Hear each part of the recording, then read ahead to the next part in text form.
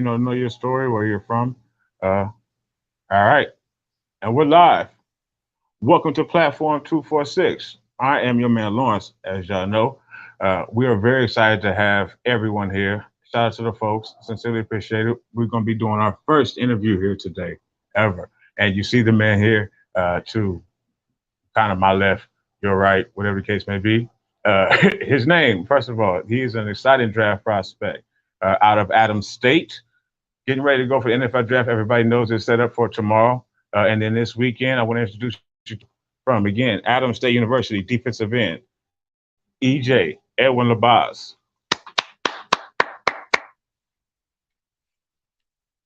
Thank you for having me. No, man, it's a pleasure to have you. It's a pleasure to have you. First of all, we want to get right into your story, but I want to let everybody know, where they can find you on social media and somewhat. Yeah, for all those that are out there, you can find me on Twitter, Coco Smooth, Coco underscore Smooth, or Instagram, Coco Smooth, COCOA SMOOV. Absolutely, and I am following him on both. The young man does put out some pretty inspirational tweets. I noticed that, sir. So salute to you for that. So Coco Smooth, by the way, just the name, that's pretty smooth. Absolutely, salute. Uh, where did the nickname come from? Yeah, so it really came from I was in French class sophomore year, and we were talking about desserts, and we're gonna have a cake day or dessert day. You bring in French dishes. And then I was looking at the poster, it was chocolate, and I was like, okay, Coco, which I don't even know if it's French or Spanish or whatever. I was like, Coco. Then I was just like, I'm a No smooth matter. guy, smooth criminal. So Coco Smooth, and Absolutely, stuck since then. absolutely. So you smooth on the field, I assume, right? Yeah, all aspects. Oh, that's absolutely. So again, there's a lot to you. I'm thinking you're a little bit more smooth than just on the field, young sir. So I really want to salute you. Kind of get your story out. Just let everybody know, about you. So you're draft eligible, defensive captain. Right now, you went to a JUCO school or junior college, Adams State, the Grizzlies. By the way, how was that? Yeah. So How did you end up going that route? I went JUCO 2016 to 2017, 18 at Chabot College in California. And after that, I went to Adams State University, the D2 in Colorado, and it was interesting. My it was up and down. A lot of things happened through that time, I should say. Through the COVID and through some of those coaching changes. So experienced a lot out there, and through it all, we still made it out. And that's just a testament to the grit. Everybody at Adams has, and when adversity hits, we never failed.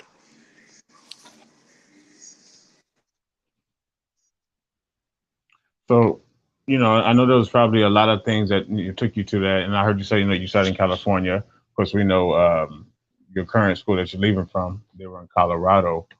Where exactly are you from? Your background? Yeah. So I was born in Brooklyn. I was born in Brooklyn. Sorry, I just got a message. But I was born in Brooklyn, and then been raised in Virginia most of my life. So I've kind of been around a little bit.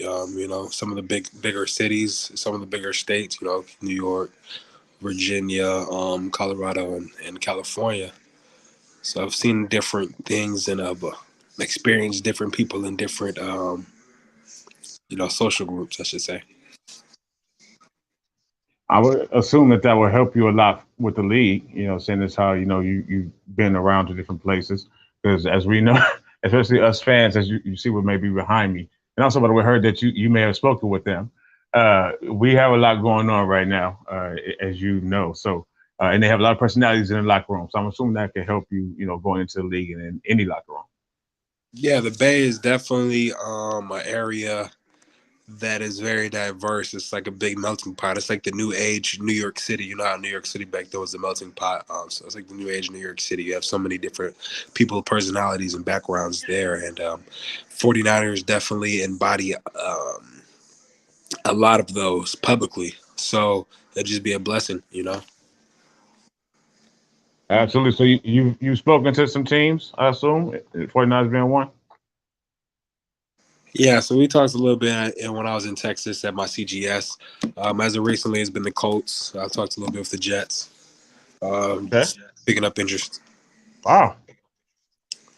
All right, man. That's what we want to hear. First of all, that's the first thing that I'm here for is get you out there. And I sincerely appreciate you being the first interview here on our platform. Salute to you. Just want to wish you luck. First of all, I can only imagine what you have been through to get to where you're at, and you deserve that shine, brother. So, again, you went the JUCO route. You are a defensive captain. Basically gone through quite a bit to get to where you're at. So it's clear that you love football. And I want to ask you, what made you fall in love with football, and when did that take place? Yeah, honestly, at a young age, I didn't care for football too much when I was very young. You have some people that play six pee-wee football, 6 years Yeah. old, 7 years old. I wasn't one of those people, but about 10, 11 years old, I'm playing, street football, tackle football in the street or in the field, whatever. Having an older brother and seeing some of the high school success, the Friday night lights that everybody loves and dreams about, and wanting to kind of chase that. And then seeing some of those people go to college and play on Saturdays, I was like, I want to chase that, go play on TV. And then seeing some of those same people get the opportunity to play on Sunday, just kept chasing it. So that's what kind of led me at a young age. Chasing dreams. And again, something that we're going to get into. It seems that you're a big proponent of that, doing what you have to do to chase your dreams. Dream that I had, of course, too, was to play in the NFL. I guess probably every damn kid did. I had nowhere near the opportunity, but, just that farewell dream.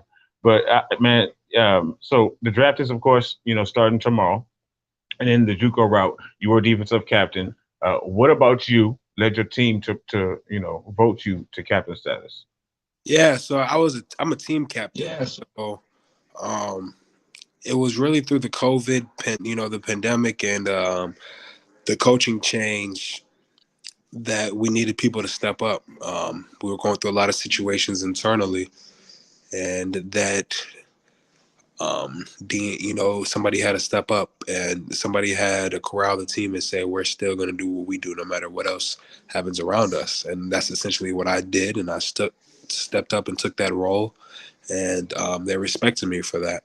And moving forward, my work ethic during winter conditioning, during, all the workouts, the hustle, all of that, it was almost unmatched. You could tell that I wasn't going to give up. So seeing all that, the coaches just felt like I was a leader, and that's when they named me captain in the summer. I get that vibe from you, honestly, a leader. And like I said, I've watched some of your videos here on YouTube. YouTube, you can get everything nowadays, clearly, right? So yes, and I guess people in the league right now, coaches, prospect coaches, they get a chance to see that, and that's something that I do want and hope that people see in you, man. That it's not just about football. Football is really important, obviously, but there's clearly a whole lot more to you, and that's something that I do want to get into a little bit because I researched you. Did find out, and by the way, before we do that, again, I know you were saying, you went the JUCO route. Did you get a chance to explain what made you go that route, especially since you were able to battle through it Yeah. to So be I where you are went. today. Honestly, I didn't know about JUCO or junior college, as some people may not know, until later, my senior year of high school. And, um, when I kind of heard about it, I was like, I'm not really into it. Is this a scholarship? X, Y, Z, Then we did my research about it, closer to the end of the season, the semester, actually, around graduation, closer to graduation. I did my research and I noticed I was like, the opportunities I have is not the opportunities I want. Even though they're great programs at their respected levels, that's not what I want. I still was chasing the highest possible level. And because I felt as my grades at that point in time didn't equate to my football ability, I wanted to at least give myself a chance to evenly match both of them. So I emailed a couple of schools, talked to several of them, and Chabot College was the best fit for me. Especially coming from the East Coast, everybody wants to go travel to the West Coast, the beautiful weather, the palm trees. Everybody has a envision of that. So at 17 years old, that's what I was envisioning, and that's what I wanted to go chase, and that's what I did. Absolutely. Wow. First of all, I'm glad you get a chance to see it out here.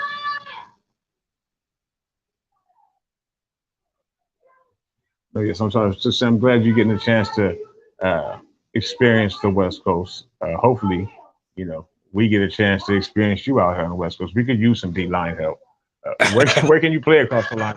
I'm serious. I know we got Bosa and everything, but where can you play across the line, You or said where? as a whole You said across where the can? line? Can you put? Yeah, can you play either side? Do you like any particular Yeah, side of the for line? me, I don't have a preference for me. Heck, if they want me a damn safety, I'll go back there and play. I wherever. I'm comfortable wherever, and I make sure my game and my training makes me versatile to be comfortable wherever. I mean, I can see that. I mean, I saw you setting the edge in some of your highlights. You were quick off the line, first of all. You set the edge well. So, again, we could use help with safety too. Yeah, I don't care what. We just want good players, but then you are that. So, All right. um, again, I want to talk about something that I know is important to you. First of all, you've written a book. So, what did you study in school? Especially since you got a chance to get so much information. I think that's actually a good thing. Different things that Yeah. you're able to draw from different So places. when I went JUCO, I wanted to have somewhere in the business major. Then I went to Adams State, and it was mostly a sports background. The kinesiology. I knew I wanted to speak and wanted to talk, so I was at that point in time doing my best to make sports broadcasting a thing at that school, because it wasn't at that specific time. So we had a meeting with the kinesiology building and the communication building, and we wanted to see if we could combine them and cross over to make a sports broadcasting, major or minor. Didn't work out, so I turned my major again, which was media communications, with Dr. Bonstetter, and she's been great. She's been helping me out tremendously, you know, uh, and that's what I've been studying ever since, media communications. So, well, first of all, shout out to you again. As you can see, I have a little bit of an affinity for that, for sportscasting, right? So, and you're clearly well spoken, man. I watched you give a speech again and read out of your book, which something I really want to make sure you get a chance to focus on. Especially being, I don't know exactly what your age is, but having written a book already, coming out of school, I think that's an amazing thing that you really need to be a part of for, and especially what it's written about. So you transition from sports broadcasting into writing a book. Can you tell me kind of how that happened? How you ended up writing a book? Yeah, so essentially, my degree that I'm getting in media communication helps with entertainment. I always wanted to write scripts, direct, produce, whatever, something of that nature, because I like being able to spread a positive message. I feel as if you could spread a positive message to the mass, then you can obviously create good energy. Appreciate it. So along the way, which is not really a crazy story, but it's a little weird story. Along the way, I want to write a book. And I'm 23 years old, by the way. And I was saying I just want to write a book because I'm a big legacy type of person. And I feel like everybody that's had an impact in this world left a legacy. And I just wanted to say this is the book of EJ, and this is a part of my legacy. This is a part of my worldly footprint that I want to leave. Right on, man. So I don't want to misquote you, so help me. But speaking of that, I think one of your tweets recently was, "You can never die if you're a legend," or something along those lines. Speaking of Yeah. legacy, Yeah, that was my last tweet. Yeah, you can never die if you're a legend. that's legend. There you go. So I think you're gonna have quite a legacy. I do, brother, sincerely. And you already have your plan, for after football. Again, I'm not in the league. That's I could only dream, but I don't know that a lot of players seem to have that, already a plan. Had even like you said, you weren't always into football. Had you wanted to write since you were maybe younger, or How did that kind of correlate Yeah, across? honestly, it's kind of funny because again, my older brother was an actor, and I have three other siblings, and they all had something to do within the entertainment realm. I made a joke one time. I was like, "Yeah, I'm going to be the actors. I'm going to be the one writing the play, or whatever the case is." And Nothing wrong with that. Absolutely. I kind of just that fantasy, that dream, kind of just turned into reality somewhere along the way. It's one of those situations where I kind of can see myself helping them, and vice versa, in some regard. So it'd be a dream. That definitely would be a dream, and that's what I'm working towards. Yeah, I can see you really positively affecting locker rooms, not just on the field, and I mean that sincerely, man. So let's talk about that. So let's talk about your book. I believe it's called "Surviving the Storm," right? Yeah, 23-year-old gentleman great day to written change. a book. Surviving. Say, go ahead, please. Yeah, surviving the storm. It's a great day to change your mind. Yep. Absolutely. Can you tell me the quote that you have because it's escaping me right now? Um, it's kind of about changing your mind, or is that just was that the title? It's a great day to change Yeah, your mind. yeah, Is yeah. that So the title is "Surviving the Storm," and then the subtitle is "A Great Day to Change Your Mind." That's the so? You subtitle. had a okay, This, yes, sir. You had a favorite page, right, or a yeah. favorite kind of part. That's what I saw in the in the YouTube video. So if you don't mind, can you just first of all talk a little bit about the book? How'd you write it? How did it come about? What it means to you? Yeah, so around my birthday last year, which was last September, one night I was looking up through the window, looking up at the moon, and I was just thinking to myself, I was like, "Oh, perfect is nothing in this world, yet everything is perfect in itself." I was like, "Okay, that'd be a great tweet," you know. Um, so I Right. wrote it down for later. Dr. Elon. It was already midnight, so I wrote it down for later. Um, and I kind of just started writing around that. And I was like, maybe I want to sell this page to like an author. And I was like, let me Google how much authors make. And then, only the top authors make whatever number. I was like, let me join this field. Why not? I can do it. So it was almost one of those things that I try to challenge myself. I did my best to challenge myself, um, to see if I could really do it and be as vulnerable as possible to the people in the world.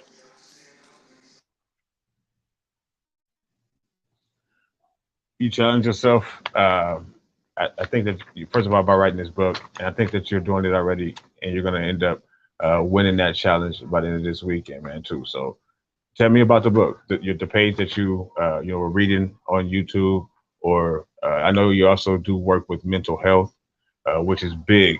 So can you talk a little bit about that, and specifically that page? I want you to read that before we get a chance to leave. Yeah, yeah. So it's one of those things where essentially. So to be honest, and this is probably the first person I told. To be honest, the whole thing was supposed to be a short story, a short skit, however you want, a short film on mental health and athletes, and we had this whole script set up and everything like that before COVID. So COVID happened, and then certain people in my production staff didn't come back, and it was just very rocky waters from there. So that's when I started really thinking about the mental hardships that athletes endure, because we can't be ourselves, because we're always living up to some sort of standard. Then you break it down even further. It's not only athletes, people endure a lot of mental hardships because of the standards that they have. So it was one of those situations where I wanted to kind of shed light on that, and show that I am human, and we are human as not only athletes, but as people. Um, that we're in the world, we go through the same thing. I could be doing 10,000 interviews, you could be doing one, and it's going to be the same basis. It's going to be the same format of the interview. Same thing with people.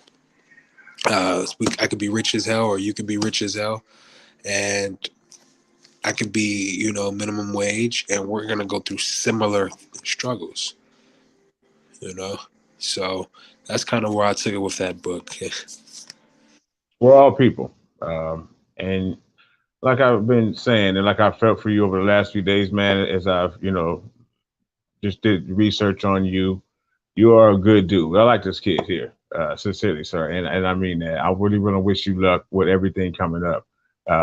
And I think that, good things happen to good people. And folks, by the way, everyone, this is if you're just coming into the chat, uh, what's going on to everybody here in the chat? Please say hello to EJ. Actually, CG may actually already know you, or he does know you. And big shout out while we're live right now to CG for really setting this up for me and all of my folks here and platform 246. Everyone, please say hello if you can. This is the NFL draft prospect. He's going to be on his way to the draft this weekend from Adams State. And he's our official first interview. The man has written a book. He's 23 years old. So not only is he an outstanding football player, he's a writer and author, and he's big on mental health and athletes. And EJ, that's what I wanted to talk about and really just salute you for, man, is mental health with any man, not to, no disrespect, Miss Tia, one of our people here in the chat, to any man, it's tough to even admit that it's a thing, let alone to an athlete. So I really just wanted to salute you for that. Yeah, I definitely appreciate it. It's a work in progress. There's still barriers and a lot of shaky waters still ahead, but it's a blessing to be a part of the stepping stone in the right direction. Yes, sir. Yes, sir. So if you don't mind, would you bless my folks, myself, with that page that you were reading? The one that I know you were going, it was pretty funny. You were letting everybody know, no, this is the best page in the book. I remember that specifically, right? Yeah, I was like, yeah, this is the best page in the book. So if anyone tells you otherwise, they're lying. But yeah, it's page 16. I could read. I definitely encourage everybody to buy the book, not because I read it, but because, or I wrote it, but because it's. No, that's why. Um, Please, folks, buy the book. Check the book out. Surviving the Storm. Yeah. On Amazon, I figured. So okay. I'm gonna start here. They say a smile can mean 1,000 words. In those 1,000 words, my smile continuously contained words like depression, anxiety, pain. At this point in life, I had walked around hopelessly. From the fake smiles to the lifeless death stares, to the excessive laughing to cover up my pain, I was defeated. I had given up on any dreams or ambitions I once had. I was physically in great shape, but mentally I hit a low that was even surprising for me. I realized my mind was broken by heart-damaging things I couldn't fully explain.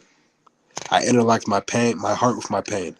The more I endured, the more I felt punished. But I would cover it all with a smile. A smile that eventually hurt more to put on. I tried too hard to fit in. It was tiresome. I had questioned everything in life. We were made unique by design. There can never be another you. So what exactly was the societal standard that we felt the necessity to live up to? Why is that necessity so vivid in our lives?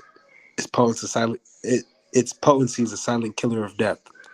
Oh, you're gonna love me, serenading your ears with the sweet words of false hope, intoxicating your forbidden fruits with the thought of casual sex and meaningless relationships, poisoning your angel touched skin with the brute force of reality. Soon I had the realization that I wasn't living the life to fulfill my happiness. I was incomplete in every sense of life. Self doubts had crept in early and often. Who am I? What had I become? The materialistic things didn't bring my heart true happiness. Fitting in didn't bring me joy. The laughter didn't keep the pain away. I should have incriminated myself as I committed only a crime I understood. I murdered my inner rarity and complexity to become ordinary, screaming to the heavens above, I am lost. I am nothing in a world full of perfect beings, yet I am everything in a room full of nothing people.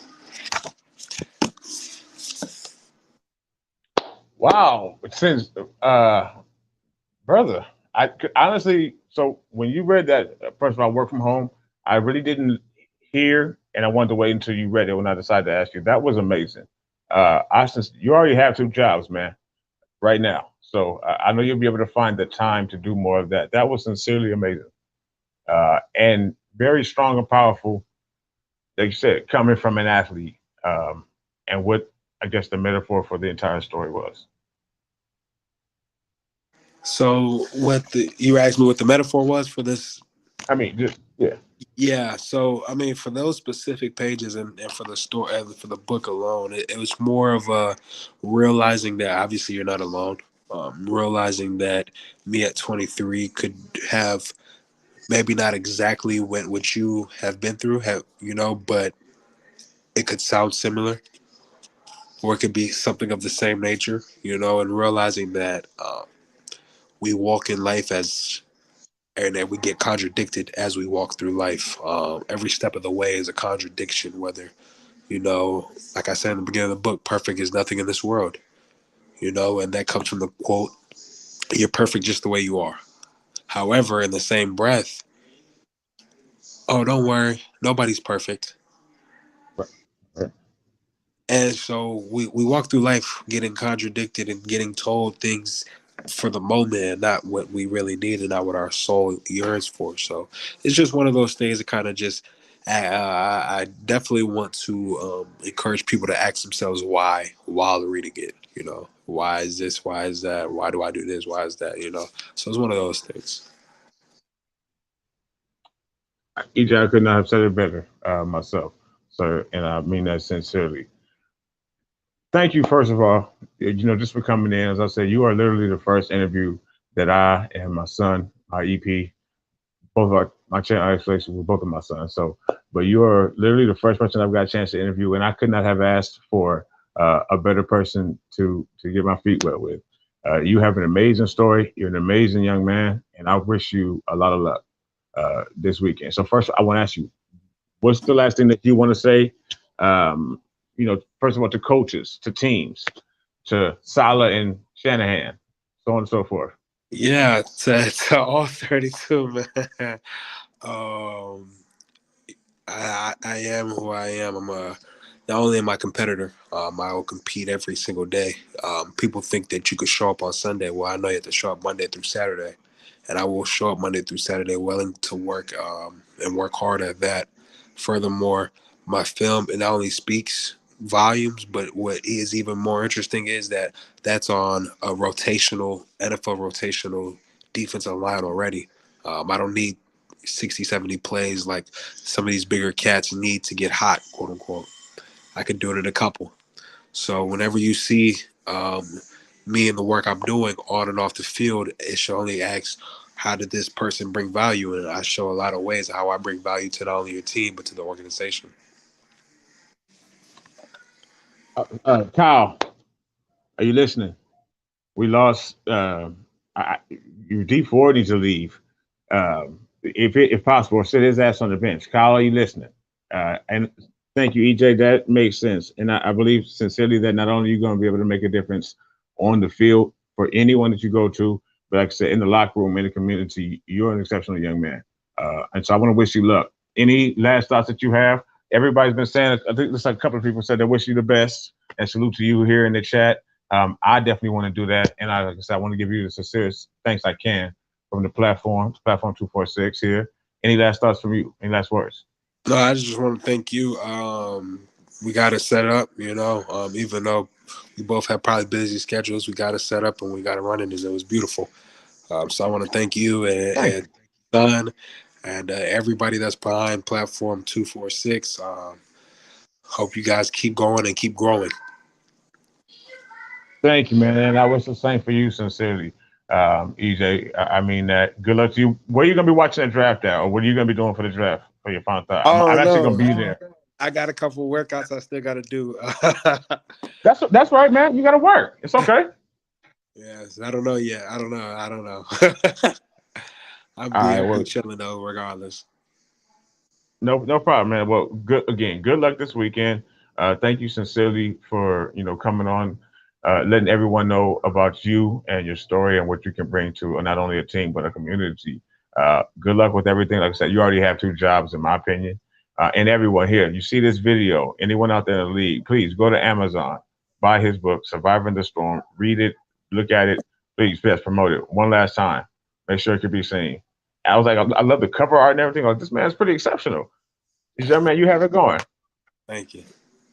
Absolutely. So, for everybody here, thank you so much for coming in, man. And if I'm going to be reaching out to you myself this weekend just to try to keep up with you if you don't mind out on Twitter. And everyone, I'm going to have the link to the video where he read the book.